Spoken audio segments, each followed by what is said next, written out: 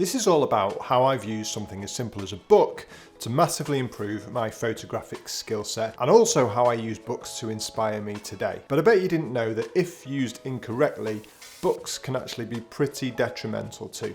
That's right, you can use a book wrong. Seriously, I've been there. This is the book that started it all, but I'll speak more about this a little bit later. I quite like books. I always have. I'm not some sort of literary scholar, which is probably fairly clear from how I talk and how I am, but I love having and reading a wide selection of books. Books have led me to being where I am today. Now, when it comes to photography, you can generally think of two different types of books.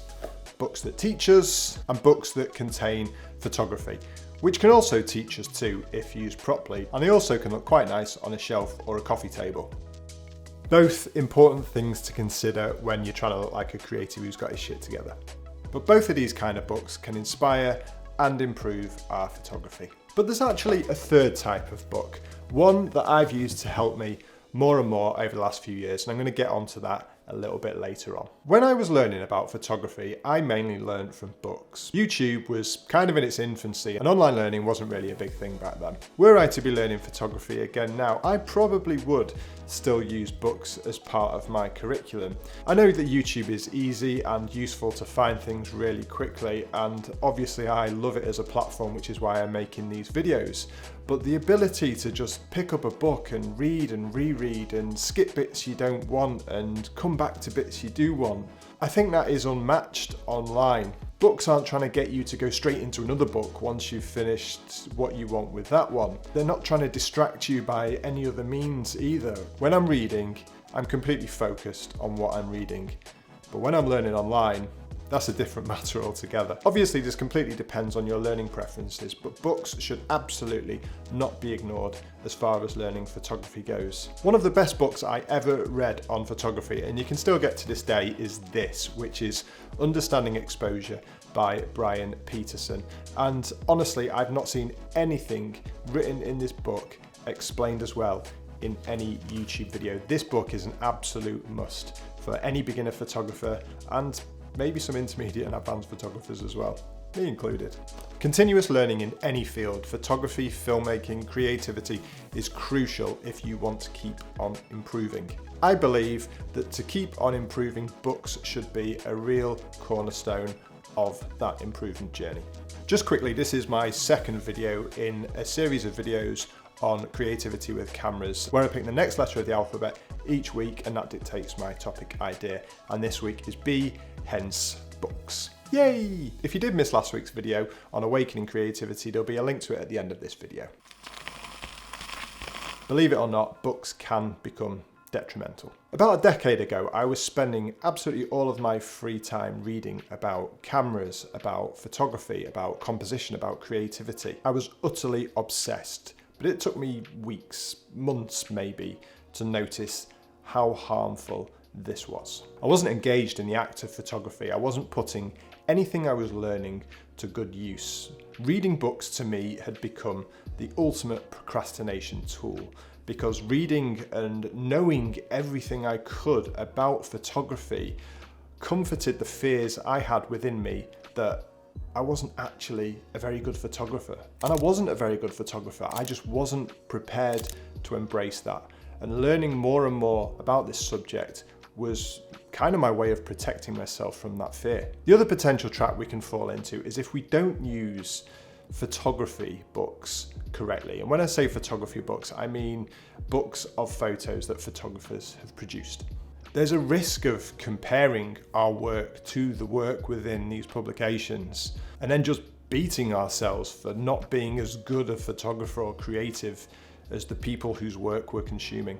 Use these books correctly, appreciate the incredible art within them, and inspire us to improve our craft and pour time into exploring different genres and having bigger ideas about what we're capable of as photographers. I sometimes find that the most inspiring thing about these books isn't the images themselves. It's the work, the endeavor, the journey, the sacrifice that that particular photographer has made to produce something so utterly compelling and beautiful.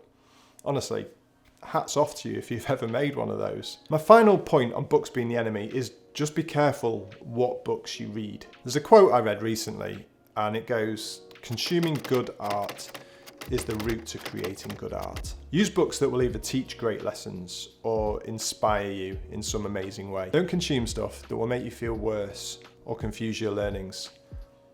If I'm honest, the same probably goes for whatever you look at online as well.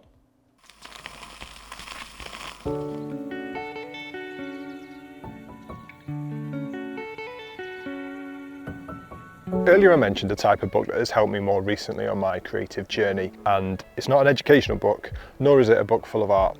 There's actually two types of books. One of them is what I'd call creative books, and the other one is the more wildly successful self-help genre. I know exactly what you're thinking, just hear me out.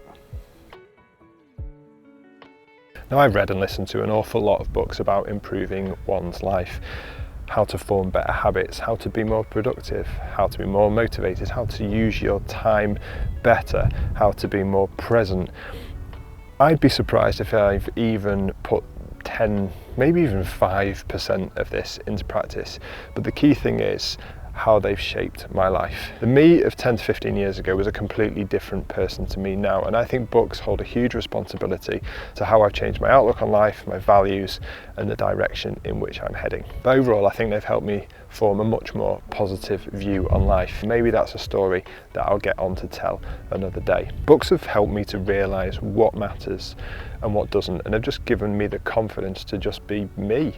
Me who's making this video right now and who probably wouldn't have been without. Me who's on this creative journey that I'm trying to share with you and achieve things that the me of even just a few years ago would have imagined to be far out of reach.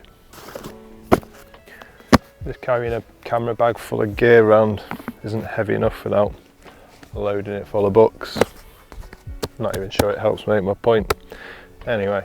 Now, if you are interested in hearing about any of these books that have particularly helped in my journey so far, then I'm going to be sharing some of them in my first newsletter, which actually goes out this week, not long after this video is released. I'll also be sharing some recent images that I've taken, and we'll be giving a little bit of a sneak peek into what videos I have coming up. Such a long way back to my camera. Cold as well. So much colder than last week. Not shorts weather, not t-shirt weather, not photography weather either.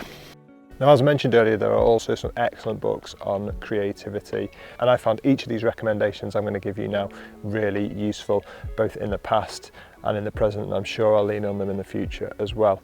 If you're ever struggling creatively, I thoroughly recommend getting your head into any one of these books. The first one is The Art of Possibility.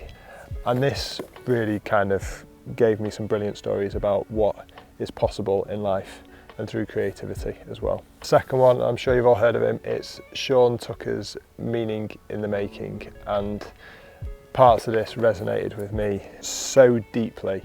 What Sean's written in this book is just an absolute testament to his work, which I'm sure you've seen on YouTube, and he's absolutely poured his philosophy into this, and this really got me thinking in different ways, particularly about my photography. The next one I've mentioned on this channel before is Austin Kleon's Show Your Work, and this is just a brilliant motivational tool just to kind of flick through and just give you a bit of confidence to actually put something out there. I love this, I love having it near my desk, and I just pick it up every so often just to read one of Austin's words of wisdom on putting your work out there. The next one is this one by Russ, and it's probably not as well known about this. This is called It's All in Your Head, and I've folded down so many corners in this because the insights Russ has given into his creative process and his fears around creativity just really resonated with me, because I've suffered from a lot of the same one, and it's all in your head. And the things Russ has spoken about has basically made me worry less about,